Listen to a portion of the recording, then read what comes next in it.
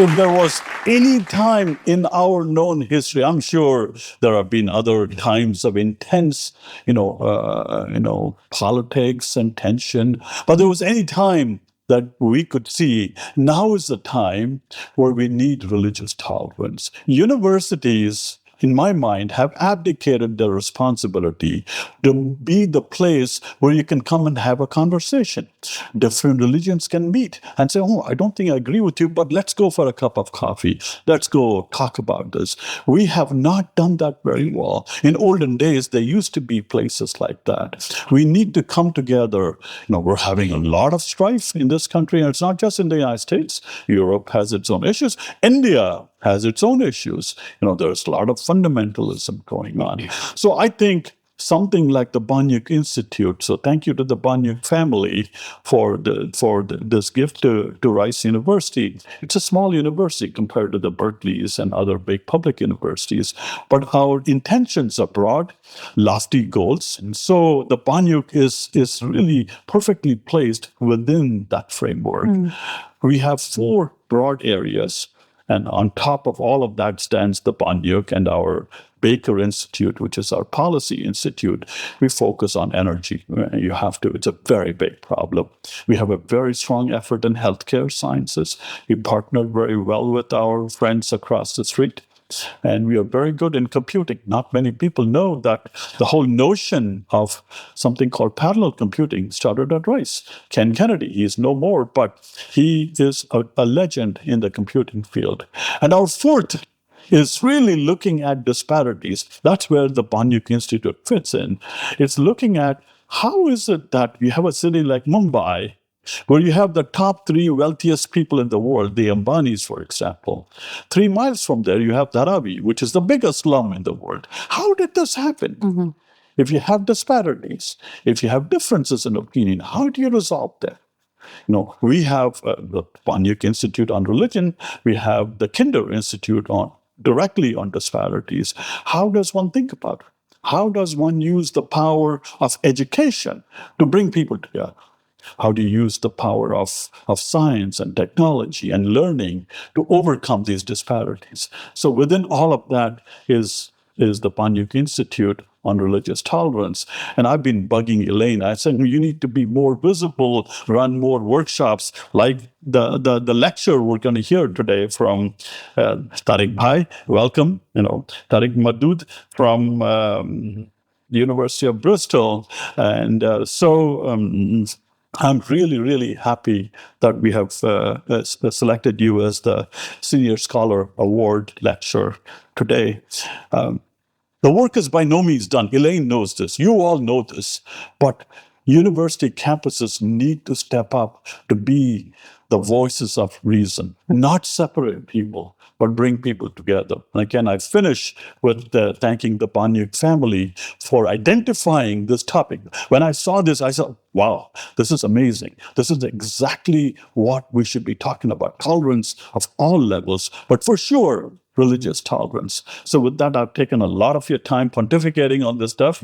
Let me invite Elaine, my dear friend, who is the director of the Boniuk Institute. Oh, thank you so much.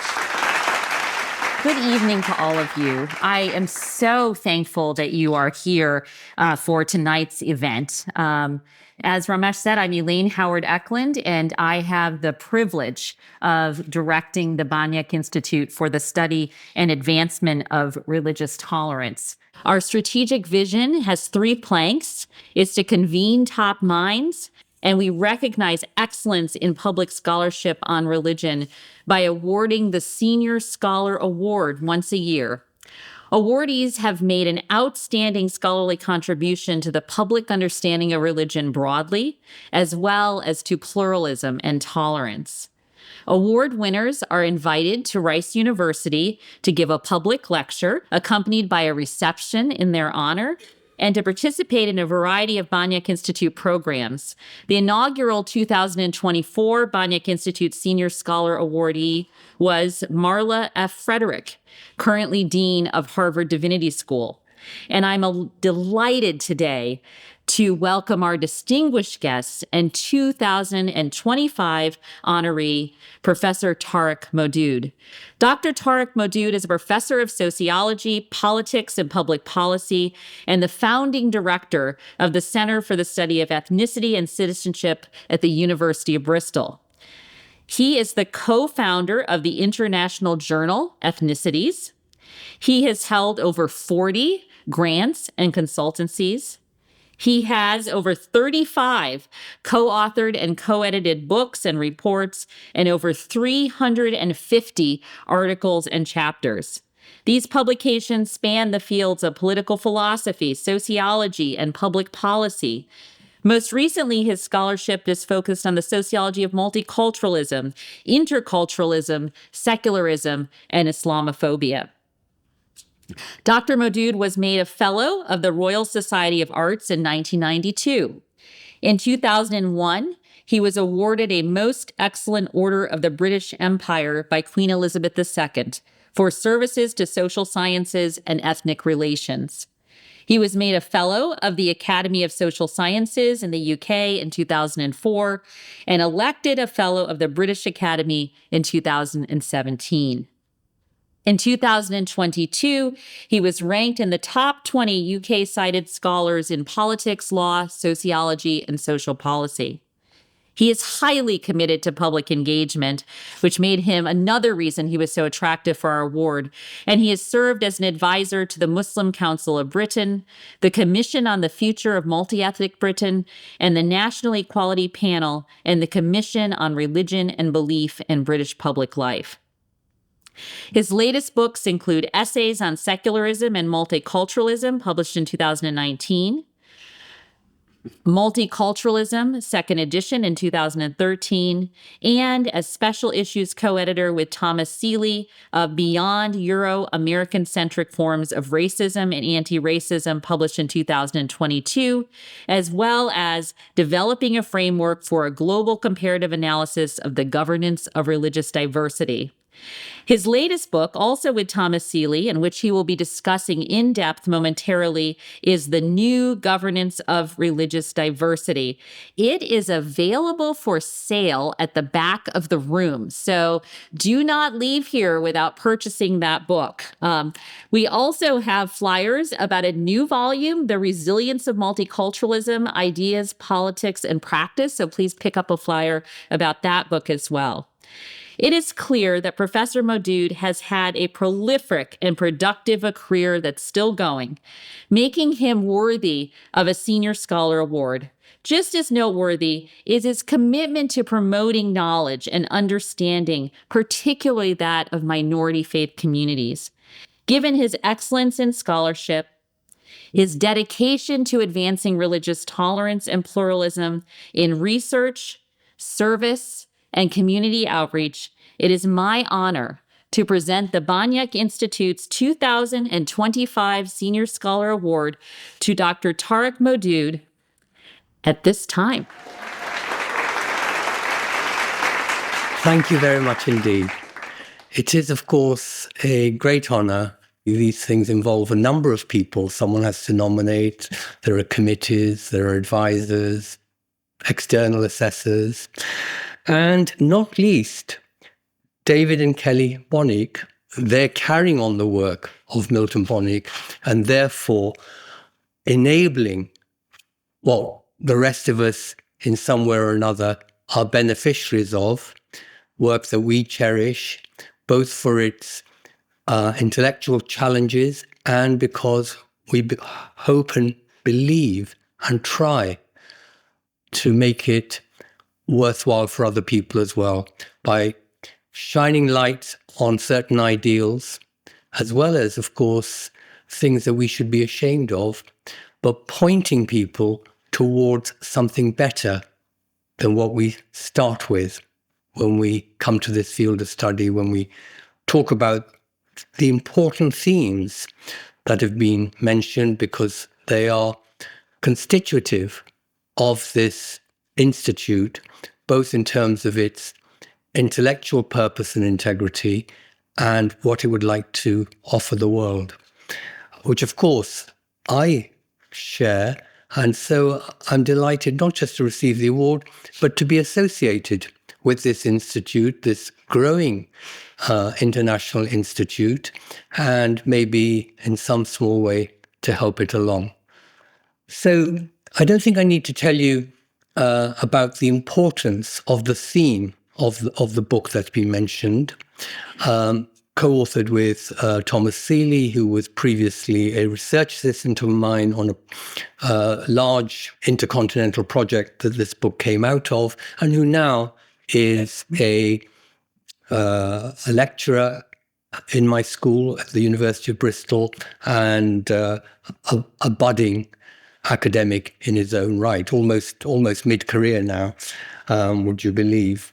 I had to kind of make a decision. Well, I've got about 25 minutes to say something about the book. What should I say that is not too banal, but also I actually want to say, but I shouldn't ignore the audience. So there are these things to balance.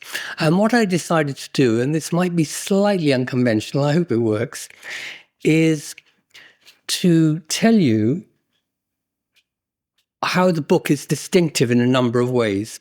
That's not the unconventional part. The unconventional part is I'm going to focus more on its approach or approaches, because I'm going to concentrate on two approaches, and then not tell you anything, because I'll have finished out my time, about the body of the book. So you might say, well, yeah, okay, that sounds quite interesting, but what did you actually do? How did it turn out when you applied these approaches to the object of your study? So for that, of course, you have to read the book. So I hope this works. The distinctive features of the book are, firstly, that it's interdisciplinary. Comparative political science and sociology on the one hand, with normative political theory on the other, but also it's distinctive within each of those. So it's not just that it's interdisciplinary, it's how we approach each discipline as well. So what I'd like to do is to give you some idea of our approach to comparative political science, which is probably about two-thirds of the book, I mean the comparative political science bit. And then, as I say, leave out the bulk of the book and go to the last part of the book, which is the deployment of that approach. No, sorry, that's the bit I'm leaving out. The deployment of that approach in two world regions. I'm going to have to leave that out. Jump to the last part of the book, which is our normative political theory approach. And again, tell you about that without applying that to the various countries we focus on. So if that doesn't sound too ridiculous, well, let's see how it goes anyway. So that's my research center. That's the title. That's the cover of the book. And as you can see, we claim to be offering a new theoretical approach, which we then illustrate with showing what the approach looks like if we look at two global regions. Firstly, Western Europe, where we look at 4 countries, then South and Southeast Asia, where we look at 3 countries, and as I've said, it's interdisciplinary. So let me start then with, is that what you just had? Because that's what I've just been talking about. So I'm kind of one behind you. Right, this is where I've now got to, okay? Our theoretical framework. So the book and my work in general is only about political secularism. When I talk about secularism, that's what I mean. So I don't mean anything metaphysical. It's not about, is there life after death? Or are we just, molecules in a big material universe? And nor is it about personal issues to do with secularism, like we talk about someone being a secular person or some lifestyle issues. It's not about those things. It's squarely about politics, not about metaphysics, not about lifestyles. So within that, it's actually quite common, especially in political theory, to begin with a paradigmatic framework, usually one of two. the American liberal religious freedom approach. And I was talking about this with David and Kelly over supper. Yeah, it's a big approach. A lot of people value it. And of course, a lot of Americans write about these things. So that's where they begin. Related to which they talk about a neutral state, a state not siding with or favoring, or on the other hand, disfavoring any particular religious tradition or community or organization. That's one set of approaches. And the other paradigmatic framework is people begin with French laïcité, which some people say is real secularism because it really tells religion where to get off, out of the public space.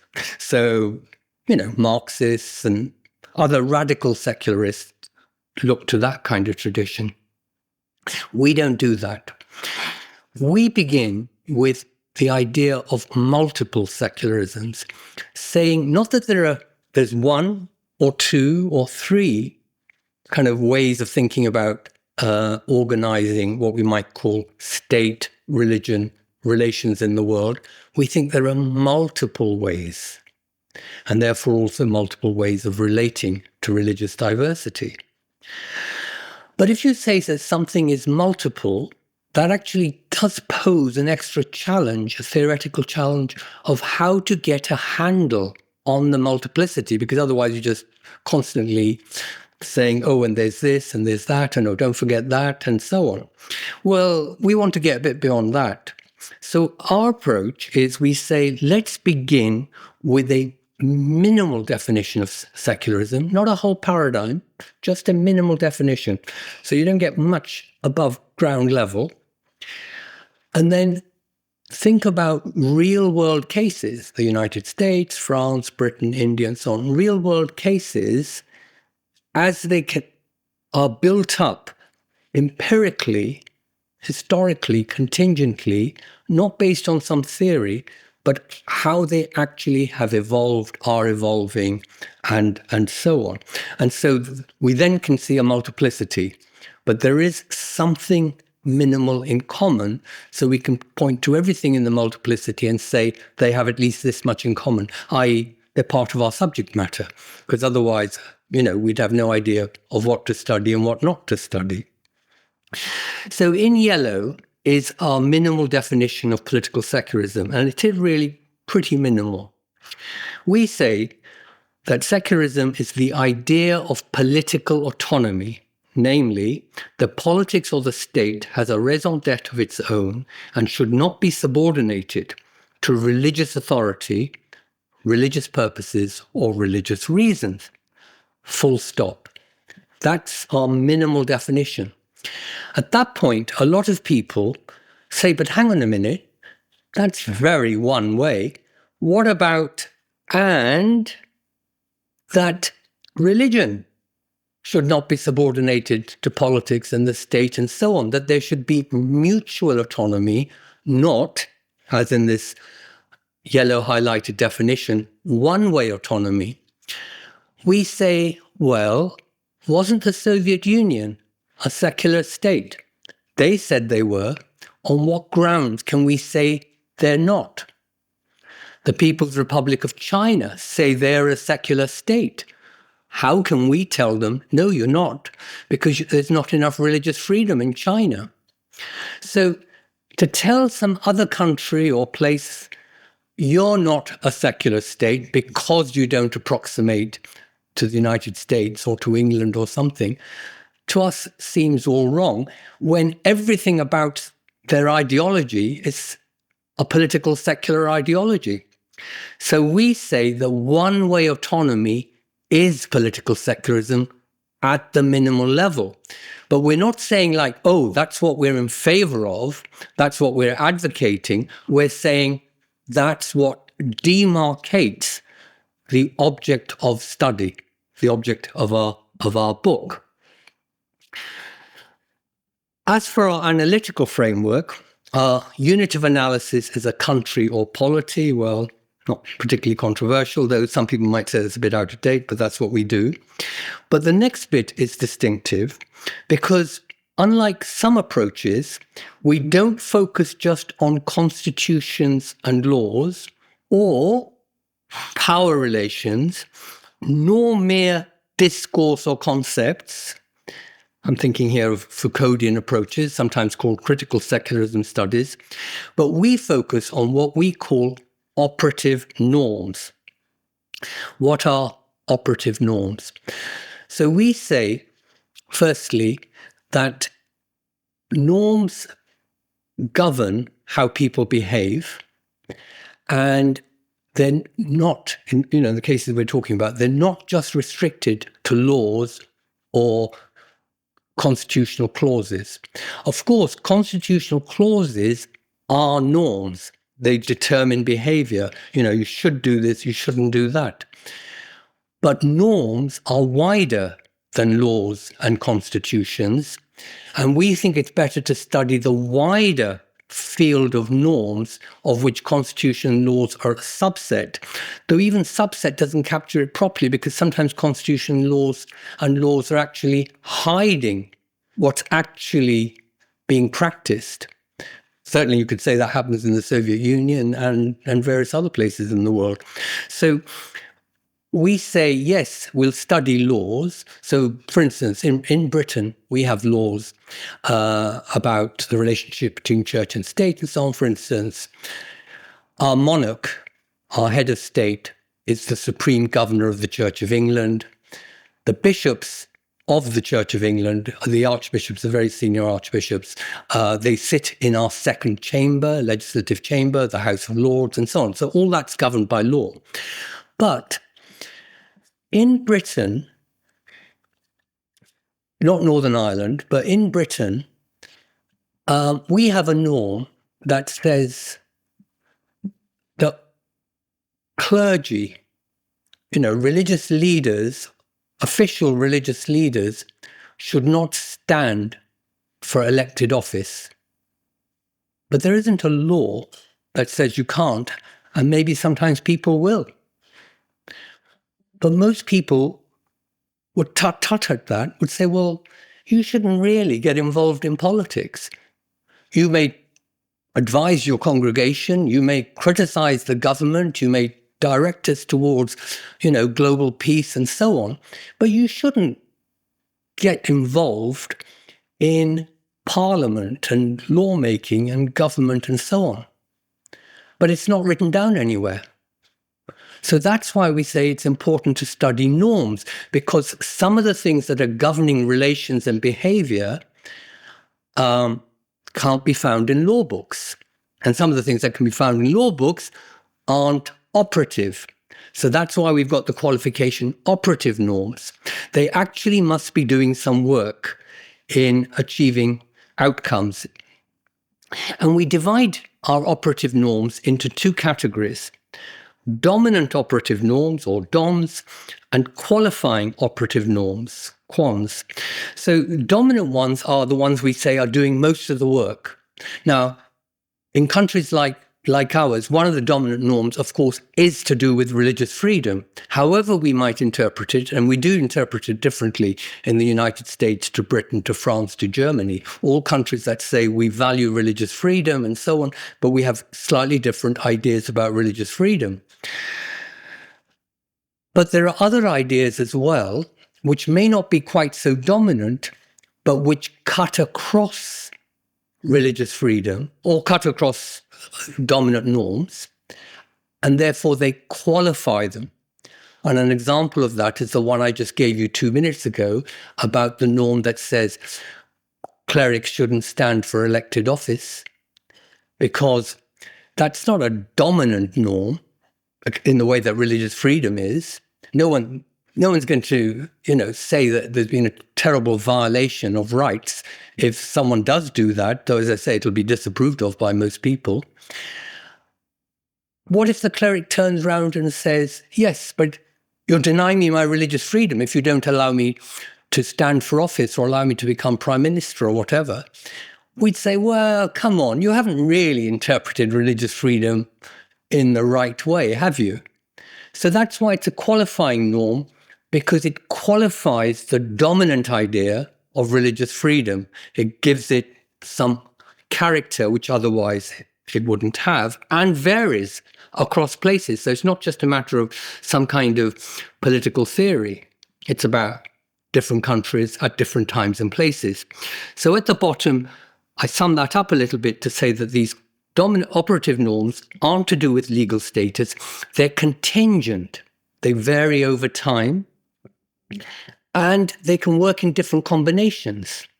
So even, if there's liberty and equality, which are, of course, pretty dominant norms, they can change over time. They combine and qualify each other in different ways.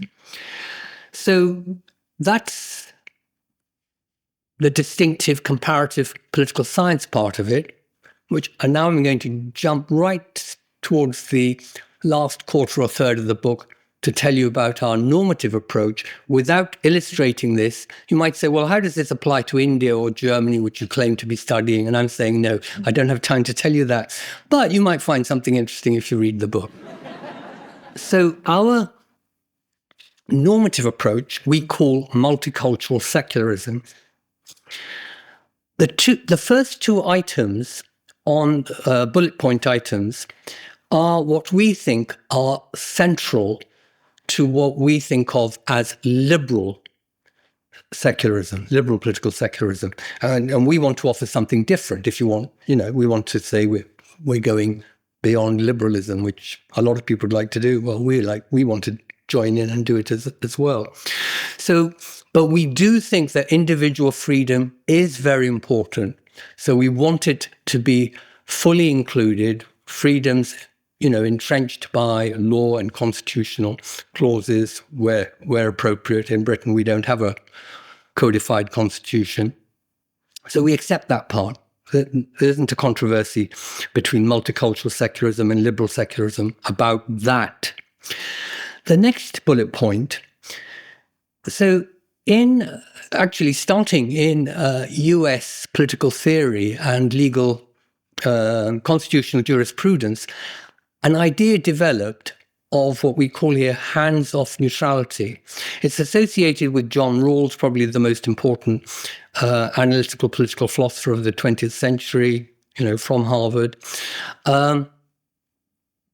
who said that the state, the liberal state, must be independent of conceptions of the good. And within conceptions of the good, he included ideas of religious good, like the idea of Catholicism and Protestantism and their ethics. And the state should keep its hands off. It should be neutral between these conceptions of the good. Well, we don't share that view. We think it's not enough to achieve multicultural secularism, which we want to achieve by having hands-off neutrality. Rather, we think the core idea should be respect for religion. What kind of respect? Well, we think multicultural respect, meaning how is it that we respect other things that we think of as multiculturalism respect? So religion, of course, is distinctive and special. We wouldn't want to say it's just like everything else. But nevertheless, there is a point in thinking, well, how do we show respect for ethnic groups, for sexual minorities, for people who suffered decades, centuries of racism and so on? So we think the way that we have developed ideas of multicultural respect over the last quarter century or even half century, well, let's think about religion and religious groups within that framework of understanding. And we think the central idea of multicultural respect is equality, but a double-aspected idea of equality. So the classical liberal idea of equality is the idea of sameness. Everybody should have the same rights and should be treated the same way, and any departure from that is an inequality. Someone's going to be treated less well or more well than someone else. So we accept that idea. We do think sameness is part of equality, but it doesn't exhaust the concept of equality. This is the going beyond liberalism bit. We think that respecting difference is also a concept, is also part of the concept of equality, because people have their sense of being individuals, but they also have a sense of being something else, i.e.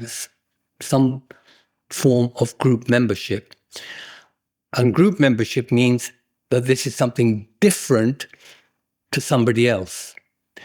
And in particular, it arises most strongly when other people tell you you are different and you have been treated differently, and you are marked by that treatment and by that history, but you still have a sense of yourself and want to assert your own identity against the stereotypes, the caricatures, the otherness, the derogatory otherness that's been imposed on you by social structures, the dominant society, and so on.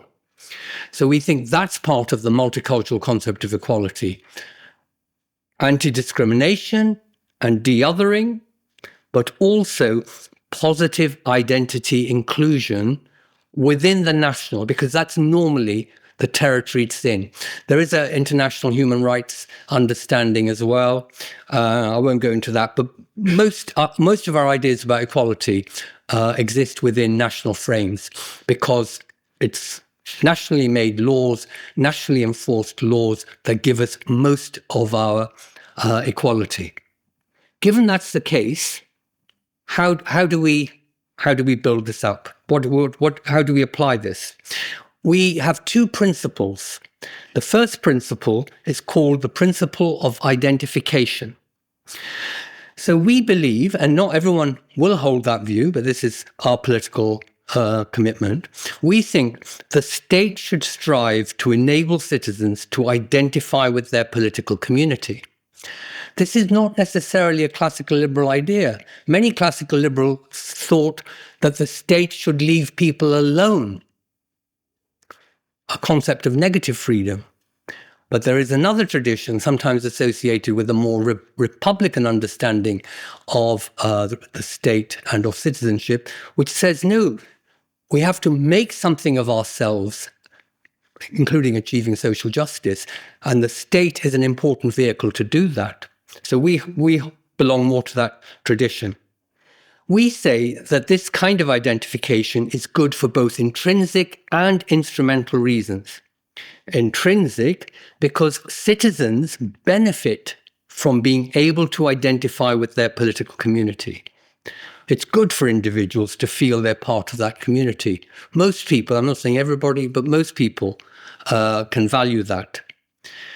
Often it's missing, but if it's available, they value that.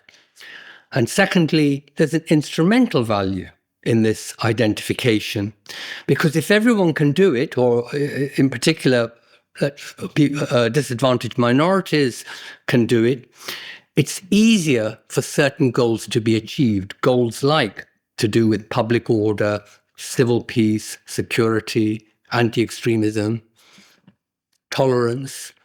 So that's the principle of identification and what we argue. Our first principle, but we have another one.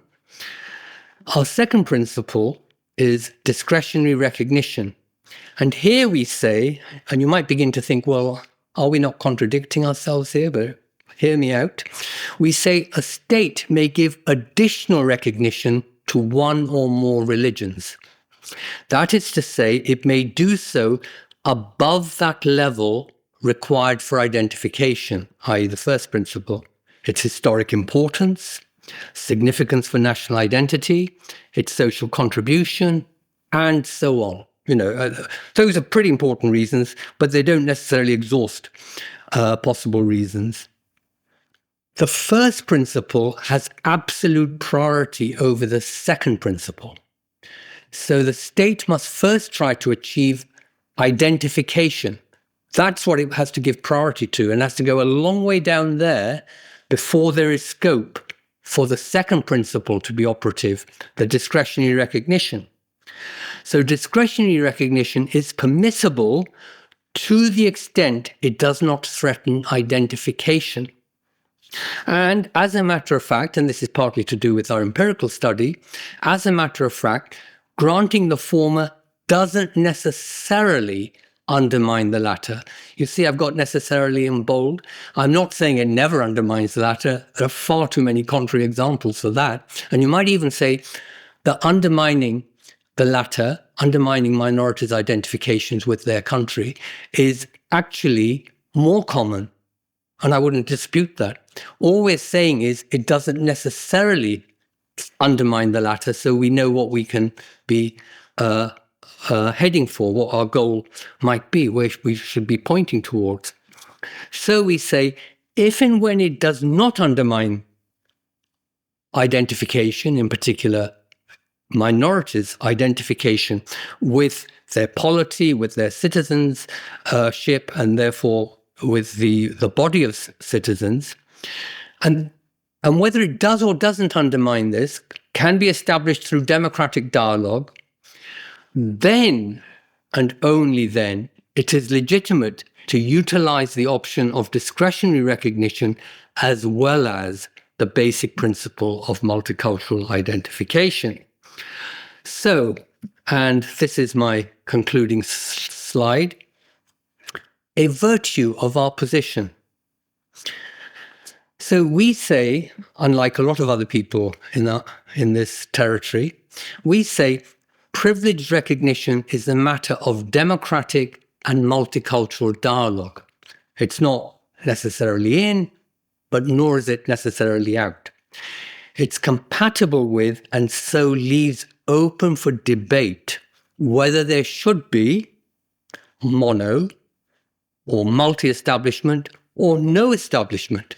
For us, the most important thing is our two principles are met: identification, especially minority identification, and discretionary recognition, which is bound to be recognition of a majority religion or a historically important religion. Those are the important things, not the institutional framework of mono or multi or no establishment. The principles are more important than the institutional level itself. What distinguishes us is that, therefore, we do not hold either of these two following positions. We don't say, oh, in a multicultural secular democracy, mono-establishment can never be justified, which is what a lot of Americans say. Nor do we say, in a multicultural secular democracy, differential recognition, symbolic recognition, legal recognition, resource provision, especially in relation to education paid for through public taxes, can never be justified. So we neither say that mono-establishment can never be justified, nor that differential recognition can never be justified. We say it depends on the historic importance, significance for national identity, the social contribution, of the relevant group or church or Islamic school, tradition, whatever it may be.